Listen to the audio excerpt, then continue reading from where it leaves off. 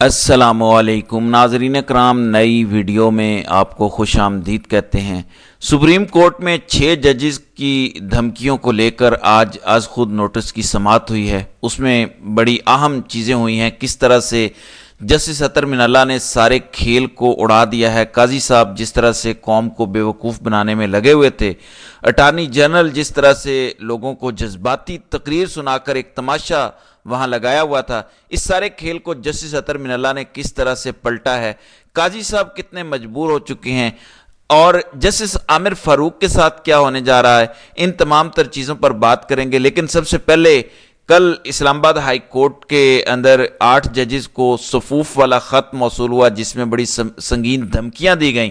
आज Lahore high court में ये पहुंच चुका है और लाहौर हाई कोर्ट के 3 जजेस को मशकूक खतूत मौसूल हुए हैं। जस्टिस आलिया नीलम, जस्टिस शाहिद बिलाल, जस्टिस शुजात हुसैन, ये 3 जज हैं लाहौर हाई कोर्ट के जिनको ये खतूत मौसूल हुए हैं। फिर सुप्रीम कोर्ट के 4 जजेस को भी यही ख़त जो हैं वो मौसूल हुए हैं, जिनमें justice Athar Minallah, chief justice of Pakistan Qazi Faez Isa और जस्टिस जमाल खान मंदोखेल और एक और चीफ जस्टिस शामिल हैं। अब पुलिस जो है वो हाई कोर्ट पहुंच चुकी है और इस वक्त लाहौर हाई कोर्ट की सिक्योरिटी हाई अलर्ट है। जजेस तक ये मामलात पहुंच चुके हैं। अब हुआ क्या है सुप्रीम कोर्ट के अंदर, काजी साहब ने क्या किया, यानी आज की समाअत, जज्बाती तकरीरें, अपनी सफाइयाँ, इन सारी चीज़ों को छोड़ दें। आखिर में समाअत जो है वो 29 अप्रैल तक मुलतवी कर रहे हैं। यानी ये कह रहे हैं कि ईद के बाद देखेंगे और ईद के बाद हम फुल कोर्ट बनाएंगे। यानी आज 7 जजेस हैं तो ईद के बाद जो लाहौर और कराची जजेस गए हुए हैं वो वापस आ जाएंगे। और मैंने भी, यानी काजी साहब ने भी कोई 1 हफ्ते के लिए लाहौर जाना है और कराची जाना है, वहाँ पे भी कोई उनकी मसरूफियात हैं। तो 29 अप्रैल को ये केस रख लें और उसके बाद फिर आगे चलाएंगे। नाज़रीन इकराम, आज 3 अप्रैल है, 10 अप्रैल को जो है वो ईद उल फितर आ रही है। उसके बाद यानी पूरा अप्रैल का महीना गुजर गया और अप्रैल का महीने में इनकी कोशिश है कि किसी तरह से लोग इस मामले को भूल जाएं। और काजी साहब ने अब 1 महीने बाद जो है वो समाअत रख ली। काजी साहब ने कहा क्योंकि मामलात और भी हैं, जजेस की दीगर मसरूफियात भी हैं, ज़ाहिर है रोज़मर्रा के रूटीन मैटर्स भी बड़े ज़रूरी हैं, इसलिए 29 अप्रैल तक ये मामला ले जाते हैं क्योंकि ये इतना अहम नहीं है। यानी लाहौर हाई कोर्ट के जजेस को धमकी आमेज खतूत मिल रहे हैं, इस्लामाबाद हाई कोर्ट के जजेस को धमकी आमेज खतूत मौसूल हो रहे हैं, खुद सुप्रीम कोर्ट के 4 जजेस को धमकी आमेज खतूत मौसूल हो चुके हैं। पूरा मुल्क तमाशा देख रहा है कि क्या हो रहा है और जुडिशरी जो है वो आज़ाद नहीं है। जो खुद आज़ाद नहीं है वो क्या फैसले करेंगे, वो किस तरीके से जो है वो मामलात को सुनेंगे। काजी साहब खुद जान छुड़वा के लोगों को बेवकूफ़ बना के निकल गए हैं। 29 अप्रैल यानी 1 महीने की डेट दे दी है। ये इतना अहम मसला है और इसके ऊपर इन्होंने जो है वो आज खुद नोटिस तो लिया और जो आवाज़ें उठ रही थी वो आवाज़ें तो दबाने की कोशिश की गई कि आज खुद नोटिस ले लिया है सुप्रीम कोर्ट ने। तो एक दफ़ा वो इशू जो उठ रहे थे, वो जो पिटिशंस थी, उनको आज खुद नोटिस लेकर ठंडा कर दिया है, लिहाजा अब ये मामला सर्द खाने के अंदर पड़ा हुआ है। नाज़रीन इकराम, आज जो समाअत हुई, काजी साहब ने अपनी भड़ास निकाली। काजी साहब ने कहा कि ये जो सोशल मीडिया है ये एक वबा बन गया है, ये किसी को नहीं बख्शता, इस पर बड़ा प्रेशर होता है। हमारी तो अदालत ने फैसला किया है कि कमीशन बनाया जाए और 2 नाम, जस्टिस नासिरुल मुल्क और जस्टिस तसद्दुक जिलानी का नाम हमने दिया था। फिर अटार्नी जनरल खड़े हो गए, उन्होंने कहा देखें आपने हुक्म दिया, हम हाजिर हो गए हैं। मैंने प्राइम मिनिस्टर को बताया कि ये मामला है। प्राइम मिनिस्टर ने कहा कि फौरी पूछो चीफ जस्टिस से कब वो जो है वो मिल सकते हैं, कब वो फ्री हैं।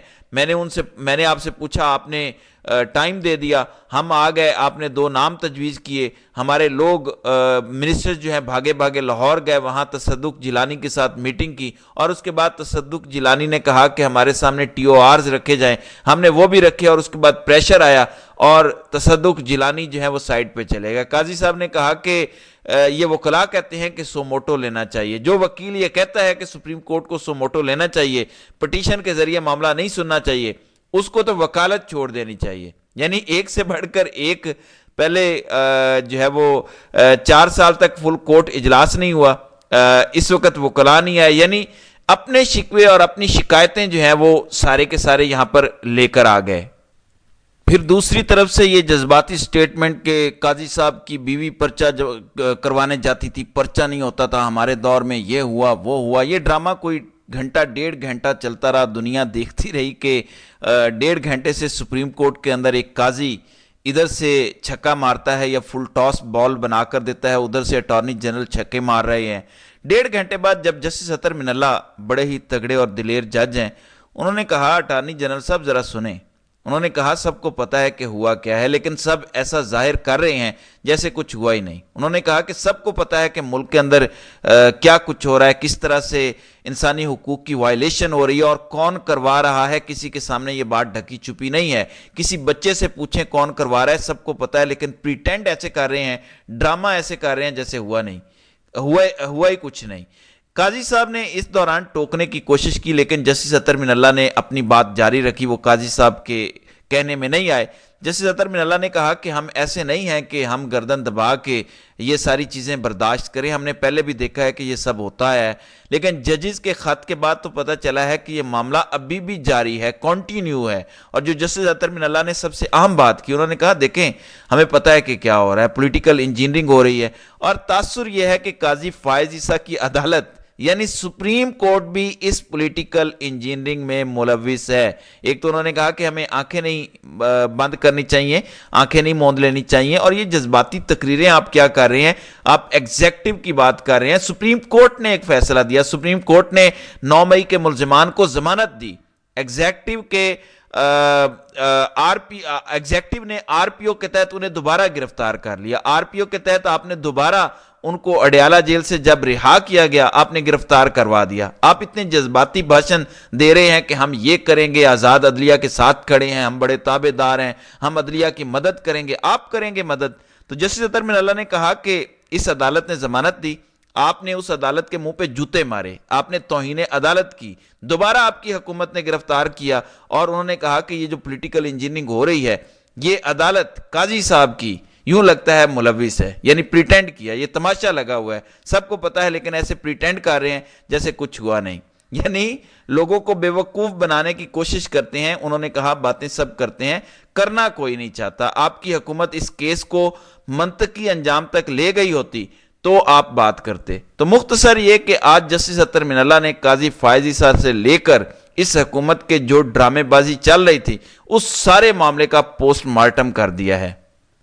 اچھا، اس دوران جسٹس منصور علی شاہ نے بھی گفتگو کی کہ ہم شتر مرغ کی طرح سر پاؤں کے اندر نہیں دے سکتے، 76 سال سے اس ملک کے اندر یہی تماشا ہو رہا ہے، عدلیہ آزاد نہیں ہے، لہٰذا ہم یہ نہیں کہ ہائی کورٹ کے معاملات کے اندر انٹرفیرنس کر رہے ہیں، ہم یہ چاہتے ہیں کہ جب کسی ہائی کورٹ کے اندر کسی ہائی کورٹ کا چیف جسٹس بے بس ہو جائے، بے بس کیا بے شرم ہو جائے کہ اس کے سامنے مسلسل خطوط لکھے جائیں، شکایات لے کر جائیں اور وہ ان شکایات کو سنے ہی نہ، کچھ کرے ہی نہ، تو اس وقت وہ ججز کیا کریں؟ تو اصل معاملہ تو ہمارے سامنے یہ بھی ہے اور اس کو ہم نے منطقی انجام تک پہنچانا ہے۔